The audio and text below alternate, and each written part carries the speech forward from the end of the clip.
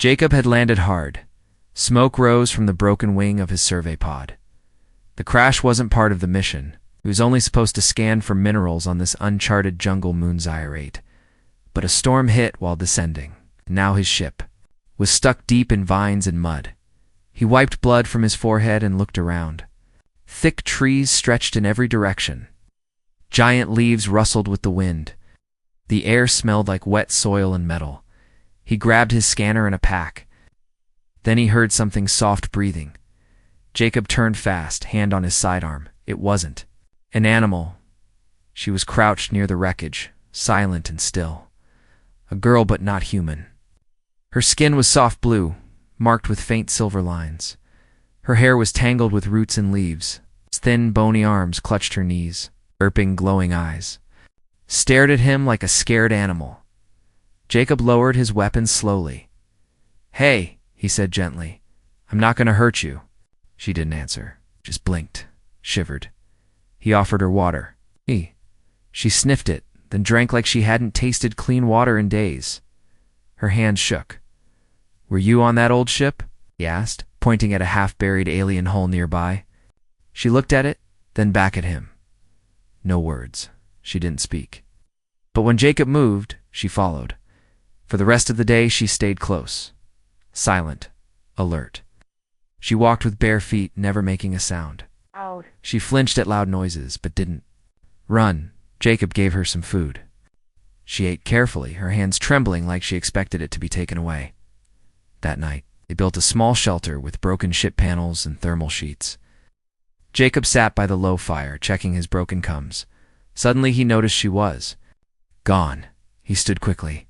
"Hey, where'd you go?" He grabbed a flashlight and followed the crushed grass trail leading into the trees. The jungle was alive with strange sounds, buzzing bugs, rustling branches, chirping calls from above. He moved slowly, calling out. Then he stopped. Ahead, behind a large rock, he saw her. She was squatting low, her back to him, clearly relieving herself. Jacob turned his head, about to step away, then he froze. The ground beneath her wasn't wet. It was glowing.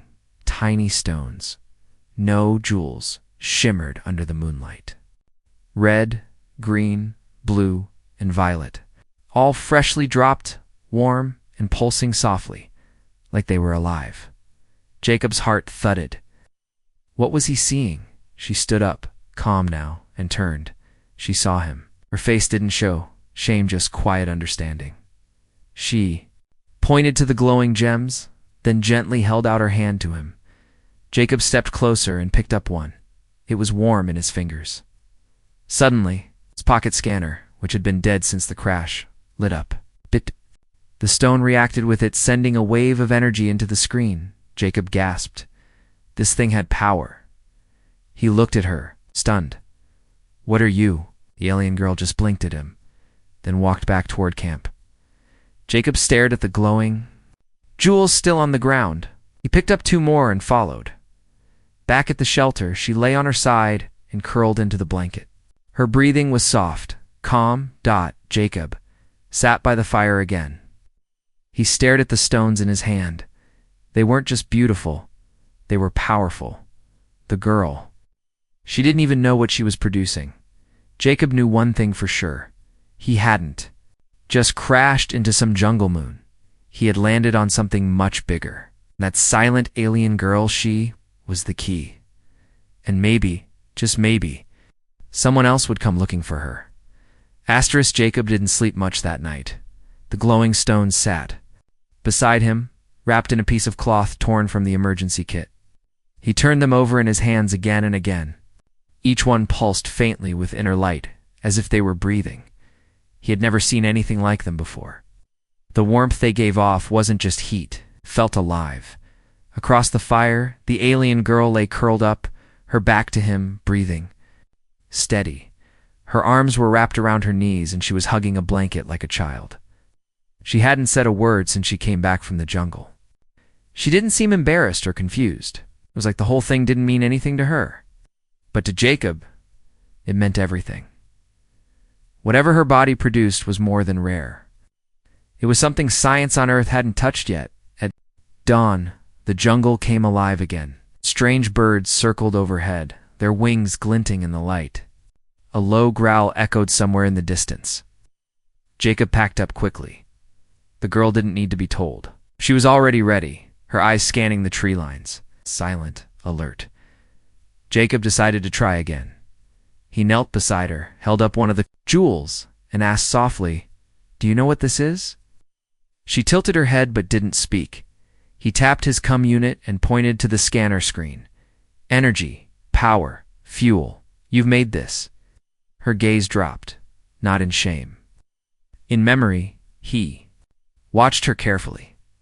She reached out and pointed to herself, then made a circle in the dirt. Then she placed a small rock inside the circle and pressed her hand over it. Jacob stared at the drawing. "You were placed somewhere? Held? Used?" She didn't reply, but her eyes said yes. They moved through the jungle slowly. Jacob had a broken locator and a scanner that flickered between static and brief bursts of data. Didn't know where they were going, but the girl kept motioning east. She seemed to know the forest. As they climbed over a hill of roots, the jungle opened to a clearing. There, wrapped in vines and moss, was a rusted alien structure. Not a ship. It's not quite a building either. It looked like a nest of metal and stone, twisted around something buried underneath. Jacob scanned it. The device buzzed weakly. Trace elements of energy. Old tech. Possibly abandoned hundreds of years ago. The girl walked forward, barefoot, and touched a panel. It lit up just for a second. A pale green shimmer. Then silence. Jacob stepped forward and pulled the vines away. There were carvings beneath. Strange. Symbols, old, beautiful. They looked like they had been pressed into the stone by gentle fingers, not carved by tools. One symbol matched the pattern on the girl's shoulder. He looked at her. "Is this where you're from?" She hesitated, then slowly nodded. Jacob activated his recorder. First contact update. Location 2 clicks from crash site. Subject appears to recognize ancient structure. Unknown energy signature detected. Symbolic match between subject and structure confirmed. The girl turned and walked toward a small alcove in the stone. Inside it, broken containers lay scattered. Most were empty. One had remains of dried food. Another held scraps of thin metal. None of it looked useful. But something caught Jacob's eye, a bracelet. It was lying under the dust, half buried in cracked soil. He picked it up and brushed it clean. It was made of the same material as the glowing stones. Lightweight, but firm, and still pulsing faintly. He turned to her. "This belonged to you?" She took the bracelet and held it for a long moment. Then, with careful hands, she slipped it onto her wrist. The jewel inside, it lit up bright, and the wall behind her responded. A hidden panel shifted, revealing a screen that blinked to life. Words scrolled in an alien script Jacob couldn't read. "Good day," but his translator tried. It whirred and buzzed, then gave him fragments. Host vessel, biological storage, royal source. Forbidden technology, exile. Jacob stepped back. Host vessel. The girl was not just producing energy. She had been created for it, engineered, designed. She wasn't just rare, she was dangerous, or at least someone believed she was. She reached out and touched the wall again. A map lit up. Dots, markers. 1. Glowed red. Jacob recognized it. It was the location of his crash site. Suddenly the screen blinked again. A warning. Unauthorized activity detected. Then another flash. New marker pulsed nearby. Jacob's stomach dropped. Someone was watching this place. Someone still had access. He grabbed her hand. "We need to leave, now." She didn't ask why. She nodded and followed as they ran back through the jungle. Jacob glanced at the jewel in her bracelet. It was glowing brighter than before, and behind them, far away, something had begun to move. Machinery deep underground had awakened, and something in that machine wanted her back. Asterisk rain began falling as Jacob and the girl reached the edge of a narrow ravine. The sky above had turned gray, and the thick jungle leaves trembled with each raindrop. Jacob's boots slipped slightly on the wet rock as he helped the girl climb down carefully. She moved like she knew the land, even though the path was barely visible. Her steps were light, almost floating, while Jacob struggled to keep his balance. Every so often she'd glance back at him, her expression unreadable, but she never left him behind. By now, he had given up trying to talk to her with words. She understood more than she showed, but words didn't seem to matter to her. She responded to tone, to looks, to gestures. And somehow they had fallen into rhythm. A quiet, strange partnership. At the base of the ravine, nestled between moss-covered rocks, was a hollow cave mouth. Vines hung like curtains across the opening. The girl stepped through first without hesitation. Jacob hesitated. The air inside felt warmer, humming faintly, like the low vibration of an engine in sleep mode. He ducked under the vines and followed. Inside, the walls glowed faintly with blue veins running through the stone. They weren't painted or carved. They were alive. Light pulsed in slow waves across them, as if the cave was breathing too. Girl walked toward a circular platform in the center, where an old pedestal stood. It was cracked, but at its top, a crystal sphere rested perfectly still. She placed her hand on it, and the cave responded. A low hum rose around them. Lights blinked along the walls. Images floated in the air, shimmering in front of Jacob's eyes. At first they were shapes and symbols, then slowly they shifted into pictures. He saw a group of figures standing around. A girl that looked like her, not the same, but similar. She was younger. Their arms were covered in glowing marks, and the others stood in robes with their hands raised, chanting silently. Then came more images. She was alone in a metal chamber, curled up and crying. Machines stood over her, tubes running from her back into the walls. The next image showed her walking through fire, holding something tight in her hands. Then came the last picture, a tall figure wearing a crown made of the same glowing jewels. Stood before her with a hand raised in rejection. Behind him, a gate, closed. She was left alone, watching the door seal shut. Jacob stepped closer to the images. He didn't need translation. He understood. She had been one of many.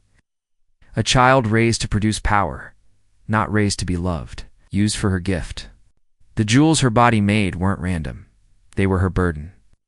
And when she refused to be used anymore, she was cast out, left behind. The girl lowered her hand from the sphere, and the images faded. She looked at Jacob, her eyes no longer wide. With fear, but full of something older, pain, memory, she had shown him everything without a word. He nodded slowly. "You're not a thing. You're not fuel. You're a person." She blinked, then reached out and touched the side of his face. Her fingers were warm. He didn't move away. Behind them, the cave gave a soft warning tone. The pedestal lit up again, but this time the images were not of the past.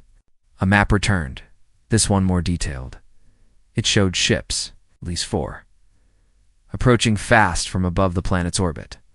One of them carried a mark that Jacob recognized from the old alien texts. It was a royal crest. They weren't just watching. They were coming. He turned to her. "They want you back." She didn't flinch. She looked at the map, then back at him. Oh. Then she walked to the far wall of the cave and placed her hand against it. The stone shifted, revealing a hidden passage leading down. Jacob followed without asking questions. The tunnel opened into another chamber. This one looked untouched for centuries. Crystals floated midair, spinning slowly. At the center was a single chair shaped like a flower. Round it, symbols glowed faintly on the floor. The girl stepped into the ring and sat in the chair. Her bracelet lit up. The jewels in the walls brightened in response. Jacob's scanner started vibrating. In his hand, it picked up a spike of pure energy. Not just any energy. Something stronger, older, more precise than anything human tech had ever measured. The girl closed her eyes. Her body seemed to glow from within. Her veins lit up like rivers of light. The air around her shifted. The chair lifted slightly off the ground. Jacob stepped back. She wasn't just a source. She was the last living key to something ancient, a living artifact. But more than that, she had chosen not to be used. She had chosen to show him the truth. The energy stopped. The chair lowered. She opened her eyes and then, for the first time, she spoke. Her voice was soft, strange in accent, but clear. "I don't want to go back." Jacob didn't hesitate. "Then you won't." Outside, the ground rumbled as the first ship entered the atmosphere. Asterisk. Thunder cracked above the jungle as the first drops of rain turned into a heavy downpour. Jacob and the girl stood at the mouth of the ancient chamber, staring out at the sky. Flames streaked overhead. The ships had arrived. For long, black vessels cut through the clouds, silent and smooth, like predators circling prey. Their shape alone told Jacob they weren't here for peace. These weren't search parties. These were collectors. The girl didn't move. Her eyes followed the glowing streaks above, but her hands stayed at her sides. She wasn't shaking. Wasn't running. She was waiting. Jacob grabbed her wrist gently and whispered, "We need to go now." She looked at him, her face unreadable, then turned and led him deeper into the cave system. They moved quickly through twisting tunnels, past glowing vines and breathing walls. The air was warmer underground, humming with the same strange life that surrounded her wherever she walked. The light from the crystal veins followed her steps, as if the cave itself recognized her. After several minutes, they reached another chamber. This one was taller than the last, almost like a cathedral. A giant structure stood at the center. It looked like a tree, but it was made of stone and glass, with glowing branches reaching out across the ceiling. Floating beneath those branches were dozens of small orbs, each spinning slowly in the air. Some were cracked, some had gone dark, but a few still pulsed with the same color as the jewels the girl had left behind. Jacob stepped forward, scanning them. His device glitched, overloaded by the energy. These weren't just artifacts, they were generators. Tiny suns sealed inside glass, dozens of them. If Earth had even one, it would change everything. The girl walked to the base of the stone tree and knelt. She placed her palm flat on the ground. First, nothing happened. Then a line of light traced outward from her hand across the stone floor. The orbs above began to respond. Slowly, like waking animals, they turned toward her, each one focused. A beam of light down on her body. She didn't flinch. Jacob stepped closer, unsure. His voice was low. "What is this place?" She didn't answer right away. But then she said something soft, almost like a memory slipping out. "Cradle." Jacob looked up at the glowing branches and felt the truth in that word. This was where they made her, or others like her. A birthplace not of children, but of power, of tools, of vessels. He realized now why she had been cast out. She wasn't a mistake. She was a rebellion, a living being who said no. Suddenly the cave trembled. Dust fell from above. A flash of light came through a crack in the stone ceiling. One of the ships had landed. Jacob turned to her. "We have to move. They're coming." She stood up, her hands glowing faintly. She walked toward the far wall and placed both palms against it. The stone cracked. A panel slid open. Inside was something unexpected armor. It shimmered faintly. Made from the same crystal as her bracelet, it wasn't bulky. It was elegant, smooth, fitted perfectly to her size. Jacob watched as she touched it, and it wrapped around her body like water becoming solid. Her skin lit with lines that matched the armor's glow. Her eyes no longer looked lost. They looked ready. Jacob had no armor, no weapons, only a short-range pulse tool and a knife. He checked his scanner again. Multiple heat signatures were approaching, at least 20, armed. Fast. He backed away from the wall, then paused. Something caught his eye. Second chamber had opened behind her. Inside, resting on a pedestal, was a blade, not metal. It looked like a shard of light itself, frozen into a perfect edge. Jacob reached for it. The moment his fingers touched it, the blade responded. It didn't burn. It hummed with heat, like holding a heartbeat in his hand. He turned to her. "You ready for this?" She didn't nod. She didn't speak. She stepped forward, and the cave answered with a deep tone that shook the walls. Outside, the enemy was coming closer. Through the entrance above, ropes dropped. Boots landed in the mud. Voices barked in a language Jacob didn't understand. The tribe that once chased her had returned, but this time with better gear and worse intentions. Jacob and the girl climbed the inner passage toward the surface. As they neared the top, she paused and placed a small crystal on the wall behind. Then it melted into the stone, leaving a faint light. He asked, "What did you just do?" Her voice was quiet. "Close the path. They won't take the cradle." Jacob swallowed hard. She wasn't just fighting for herself anymore. She was fighting for what she came from. The exit above opened to the jungle clearing. The sky had darkened. Thunder rolled again, and standing before them were the soldiers. All of them wore the same mark, the same crest that had exiled her. The one in front stepped forward. His armor was red and gold. His voice was cold. "Return. To your place, source, or burn." Jacob raised the blade of light. The girl stepped beside him, her armor glowing brighter. She whispered, "Then let them try." Asterisk lightning split the sky as the clearing filled with tension so thick it silenced even the jungle.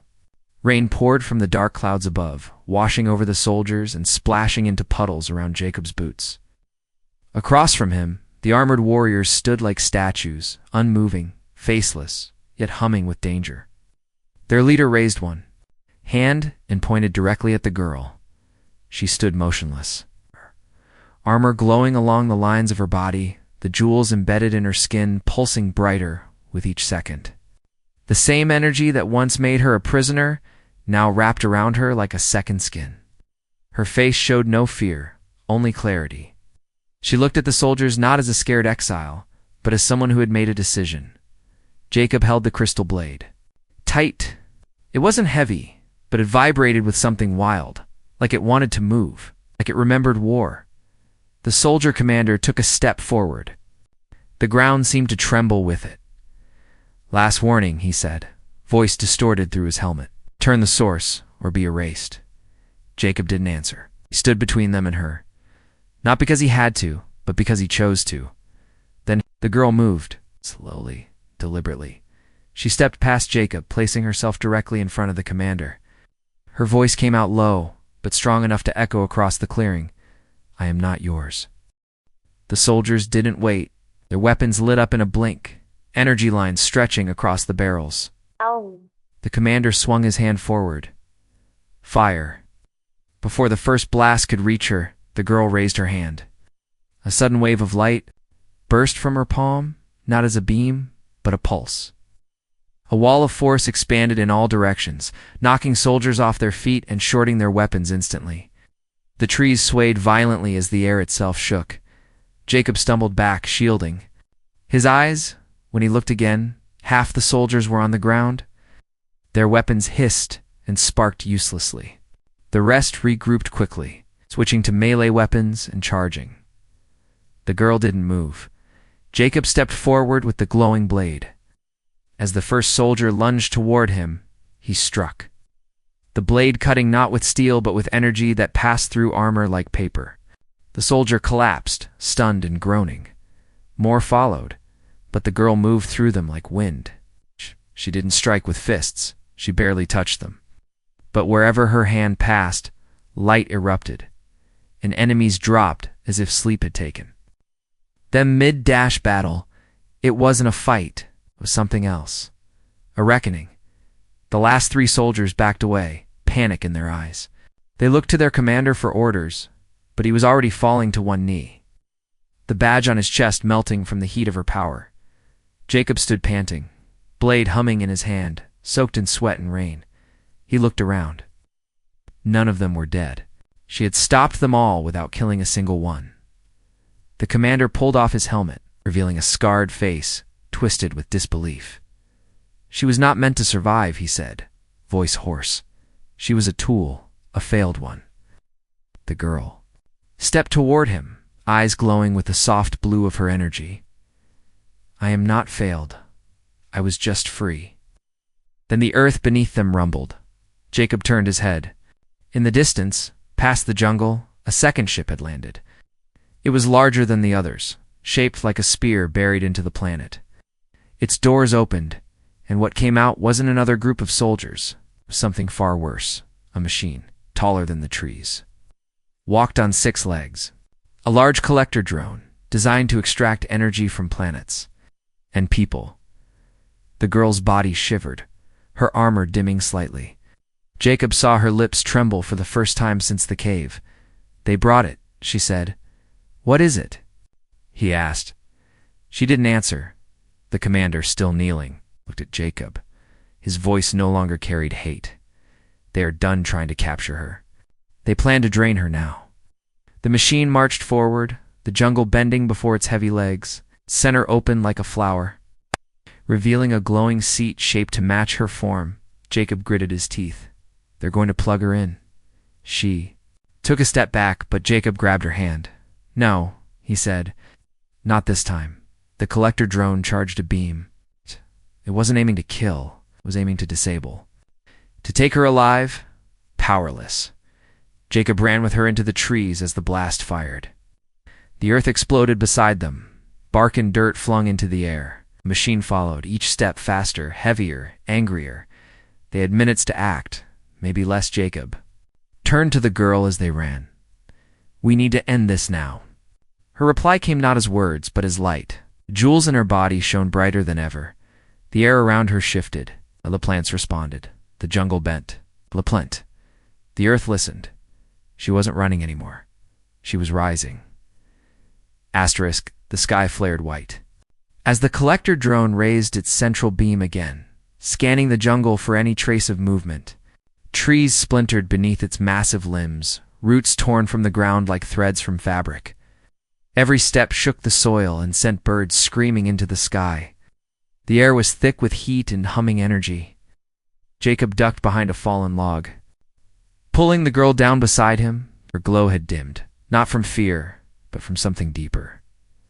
She wasn't hiding. She was waiting. Jacob watched her closely. Her face was calm, but there was a weight behind her eyes. Not panic. Focus. She looked beyond the trees, beyond the machine, as if listening to something deeper underground. Her fingers brushed the dirt beneath them. The rain soaked her armor, but the jewels on her skin pulsed stronger with each breath. The ground around them began to shift. Jacob felt it first in his fingertips. A subtle tremor. Then the moss beneath them started to glow.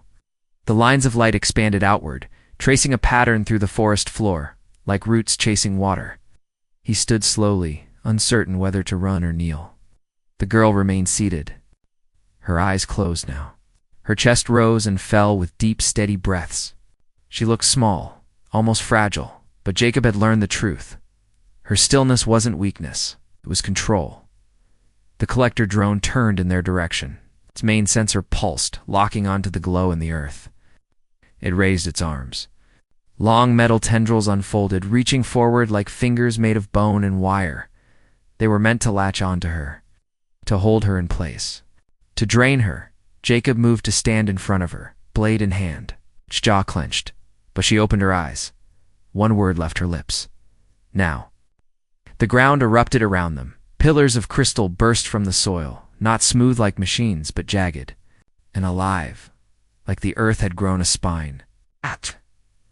The light from the roots shot upward, forming a barrier around them. Trees leaned inward, their trunks bending unnaturally. The jungle itself had answered her call. And then she stood. Her body floated. A few inches off the ground, the armor shedding its physical form and transforming into pure energy. Her hair lifted with the current of power, her skin lit with lines of language Jacob couldn't read, and in that moment, he didn't need to. She rose higher. The machine paused, confused. Its tendrils stopped midair. The readings it received no longer made sense. She raised her hand toward it. The collector drone reacted too late. A pulse shot from her palm, not a weapon, but a command. The energy struck the drone's core, and in an instant, it began to fold in on itself. Its metal twisted. Like paper, its joints bent backwards. Sensors dimmed. A shriek of synthetic pain echoed from within its chest as its systems collapsed. Jacob shielded his eyes from the light. When he looked again, the machine was still standing, but frozen. Crystals had pierced its legs, locking it into the ground, like stakes. The energy core at its center flickered once, then dimmed. Silence followed, only the rain remained. The girl lowered herself gently to the ground. Her armor returned, soft and silent. Her glow faded to a soft shimmer. Jacob stared at the collector drone. A beast of war brought down not by violence, but by will. She had stopped it with nothing more than herself. She turned to Jacob, her voice quiet, not tired, but at peace. They made me for this. I used to be afraid of it, afraid of who I was supposed to be. He stepped toward her. And now? She looked up at the broken sky. Now I know I'm not what they built. I'm what I chose. In the distance, alarms began to ring. The remaining soldiers were retreating. Storm had broken them. Their leader had vanished. Jungle belonged to her now. Jacob walked beside her through the clearing. The air had changed. Lighter, calmer. The world no longer pulsed with threat. But with renewal, vines began growing back over the damaged trees. Crystals sunk back into the soil. The jungle healed itself as quickly as it had risen to fight. At the edge of the crater where the drone had landed, Jacob stopped. He turned to her and asked what he had been wondering since the moment. He saw those first glowing stones in the dirt. What are you going to do now? She looked at him with a new kind of expression. Not sadness, not fear, but hope. I want to go where I'm not a weapon. I want to live somewhere I'm not hunted. I want to learn what it means to just be. Jacob nodded, his voice softer now. You deserve that. They walked back toward the cave where it had all started, not as prisoner and protector, but as something else. Two lives that had crashed into each other in the middle of a forgotten jungle. One human with a broken ship, one alien with a body that made miracles, and behind them, deep in the earth, something ancient waited. The cradle that had made her had awakened, but it no longer controlled her. She had broken the cycle, and now the choice was hers. Asterisk. The sky had cleared by the time Jacob and the girl reached the ridge above the valley. The jungle below stretched wide and endless, lush and alive. In the distance, the wreck of his survey pod still lay tilted against the rocks, half covered in moss and vines. Damage hadn't repaired itself, and the power core was still dead. But now, that didn't matter. She stood beside him, quiet as always, eyes scanning the horizon like she was seeing it for the first time. The glow from her body had softened to a low shimmer just beneath the surface of her skin. The armor had dissolved. Her bare feet touched the ground without sound. She looked more like a part of the forest than someone who had once been hunted by it. Jacob sat on a rock and pulled the last emergency ration from his bag. She didn't ask for food. She had stopped needing it. Her energy came from something else now, something deeper. But she sat with him anyway, knees drawn up, hands folded neatly. For a while, neither of them spoke. Then she turned her head. Your ship, she said. Can it fly again? Jacob shook his head. Not without a new power source. Get the scanner back online, but long-range comms are gone. It's not getting us off this planet. She looked thoughtful, then reached into the small pouch that hung loosely from her hip. From it, she pulled a single jewel. It was different from the others. Pale white, nearly transparent, and pulsing with a rhythm that matched her breath. She placed it gently in his palm. This one is enough. Jacob stared at it. The warmth of it was stronger than before. A pure, steady energy unlike any he'd seen. He didn't ask how she made it. He no longer needed to. He rose to his feet, turned toward the old pod, and started walking. They worked together through the afternoon, clearing vines, repairing connections, replacing the power coupler. When he slid the jewel into the core slot, it clicked in place like it belonged there. The ship's lights blinked to life for the first time since the crash. Systems hummed awake. Engines groaned. The dashboard lit with full green across the board. Jacob sat back and looked at her, sitting in the shade just outside the pod. She tilted her head when she saw him smile. You want to leave this place? He asked. She didn't answer right away. Then she stood and stepped inside the pod. Her fingers brushed the metal wall with curiosity. The narrow space, the buttons, the windows. It was small compared to the open jungle, but she didn't seem afraid. He showed her the co-pilot's seat. She sat as the engines powered up. The jungle outside began to blur in the heat shimmer. Birds scattered into the sky. Trees leaned in the wind from the lift. The pod groaned, then rose into the air. Below them, the cradle vanished into the green. The broken machines, the soldiers, the wrecked drone, all disappeared behind the canopy. The planet that had once been her cage was now just another world turning slowly in the distance. In orbit. The stars blinked like distant fires. Jacob set the course. Not to Earth. Not yet. Somewhere quieter. Somewhere unmarked. A place where she could start again. Where no one would know what she had been made for. She stared out the window as the moon fell away behind them. Her reflection showed in the glass. She looked at herself, not as a creature, not as a source, but simply as herself. He watched her from the corner of his eye. She was calm, still, but there was something blooming in her face now, a quiet strength, a quiet joy. She looked at him. Where do we go? Jacob smiled. Wherever you want. She turned back to the stars, her voice a soft whisper. Then take me far. Take me where I can live, where I can give without being taken, where I can love without fear. He nodded and touched the controls. The ship tilted slightly as it left orbit, speeding toward the unknown. In the silence of space, the girl closed her eyes, and for the first time, she slept. Not as a weapon, not as a tool, but as someone finally free.